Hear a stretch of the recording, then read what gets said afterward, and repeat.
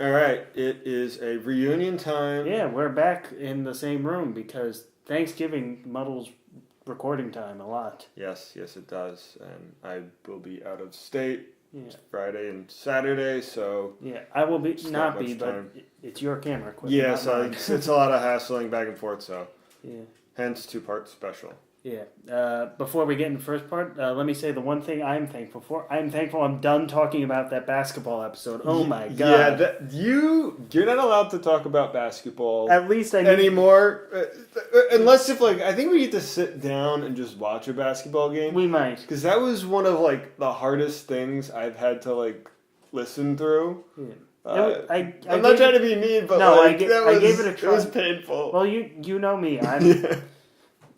You tried. Yeah, my primary focus is baseball with some general knowledge of other sports. And as you said, I never heard of Lonzo Ball before this He year. got another triple-double the other night. Yeah. His father's also getting in with President Trump on Twitter. Yeah, because he apparently doesn't care that Trump got his son out of jail. Yeah, really, do you think... Whether or not he really had 10 years coming to him, I don't know. But you really think that the president had nothing to do with getting those guys out as quickly as they did?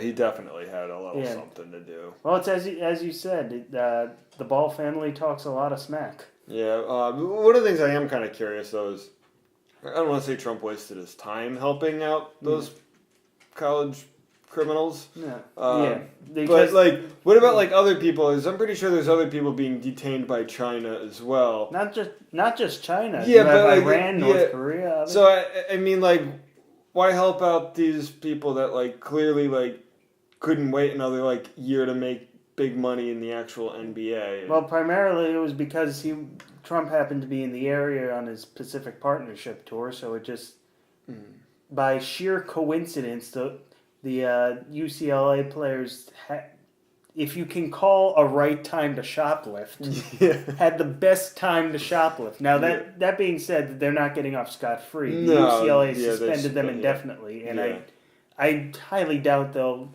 play the rest of any part of the year because not only did they embarrass themselves, they embarrassed the school tremendously. Yeah, and that's something you can't really do.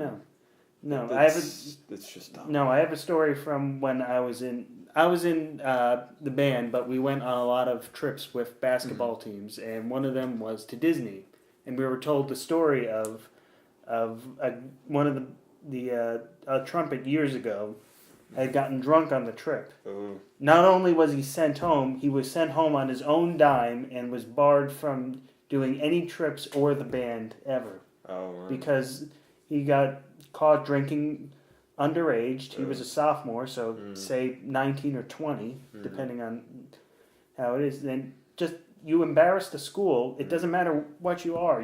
Whenever you go out to any place, whether it's Disney World for a band trip or China for a basketball tour, you are representing the school. Yep. And if you do anything wrong, you're going to be disciplined harshly. Yeah, which is why I always say, all these athletes, they make all this money. Why not just hire somebody to just be their personal driver and sort of a lookout sort of person to be like, hey, yo, tone it down. Well, you'd think that then again we have all the stories that I've talked about, you've talked about, that we talked about with assault, drugs, that they just keep doing it, and it's just the fact that they never get harsh enough. I don't know if it's because they're just dumb jocks, but some of them are. It really might be, and yet for whatever reason they're getting paid the millions of dollars for a kids game. Yeah, well, look at it with Alex Rodriguez, who's a known steroid user. Mm-hmm. Even before steroids, he could eat out of any team's lap. He could choose his contract, which he did. Mm-hmm. Don't ask why Texas, of all teams. Yeah, I did. But still he didn't. He's one of those players that didn't need the steroids, and yet he took them to basically be a god. Barry Bonds, same thing. He didn't need the steroids before the alleged time that he was alleged. Yeah, and he became a legend, an infamous legend, but a legend nevertheless. Now segueing from to the steroids, this is Thanksgiving. People eat a lot, and players, the NCAA, NFL, NHL, yada yada yada.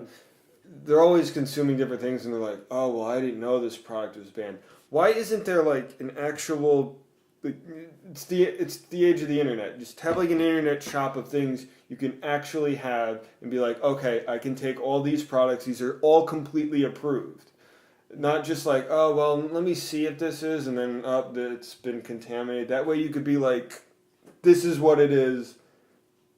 Well, here's the problem. There are lists of approved substances and banned substances that every league, MLB, NBA, NCAA, make sure that the players are known to them. No, like, I know there's a list, but like have like a physical, actual store that like the teams and whatnot. You mean an actual store? Yeah, an actual thing where you can actually go online and be like, click. That's what I can have.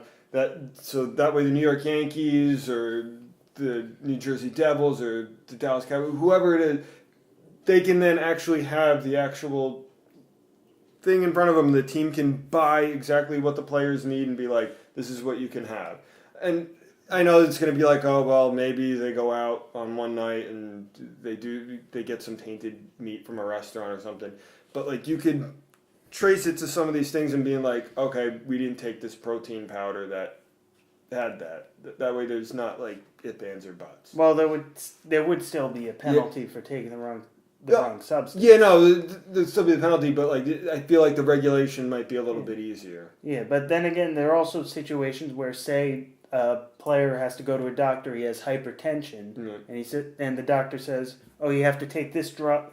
This will help calm yourself." And the player says, "But this isn't an approved substance. Is there any other substance? This is the only substance in your case." What do you do then? Then you need to like have like the actual team doctor and whatnot come in and.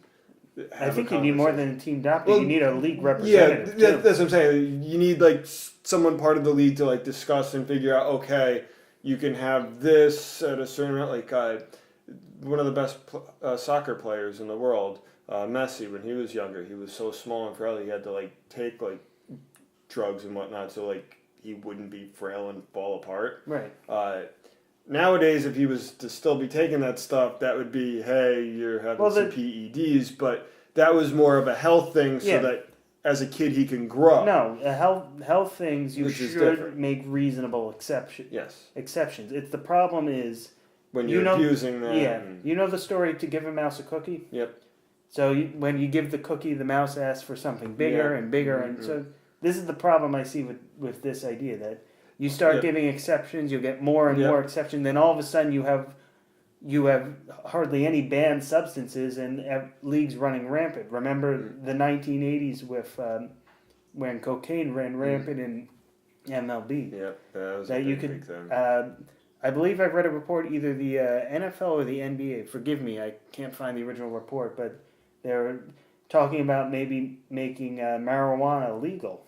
Now, that's an argument for a different channel. Again, totally, we're not doing two politics pros yet, as much as we talk about politics at times. It's hard not to. But no, especially in this day and age. But still, where does it end? Where do you draw the line and say, we can't take this substance? Because no one wants to be micromanaged and like have like a private eye following them around the whole time, like a 24-hour camera like following all the things they're doing and eating and what. Because then that's just an invasion of privacy. Yeah, it's the problem of it's extremely hard to balance. I would be one of the first to admit that the drug programs are never perfect. No. The MLB is starting to get closer with harsher penalties instead of the old 3 strikes rule.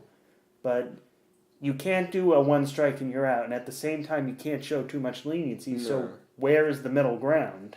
Yeah, it's just a big crazy mess. Like I said, I think like having an actual store might be a good idea, but there's a lot of ifs, ands, and variables and whatnot and complications. Yeah. But I think it might be like a good start to say, hey, these are definitely approved things that you can get. That way you're not guessing yourself, especially if you might be strapped for cash as a young college athlete, and you're like, oh, well, I want to get something that's good for me, but I don't really know. This is cheap, but it's like my friend Eddie told me about it, but I don't know, it's kind of questionable. I don't know where it's from. That way you know it's an actual thing. Yeah, or at the very least, the leagues have to make a bigger effort to remind players these are the substances you can use. These are the substances that you can't use. Yeah. If you use these substances, you're going to be suspended or banned. If you use these substances, you will be fined.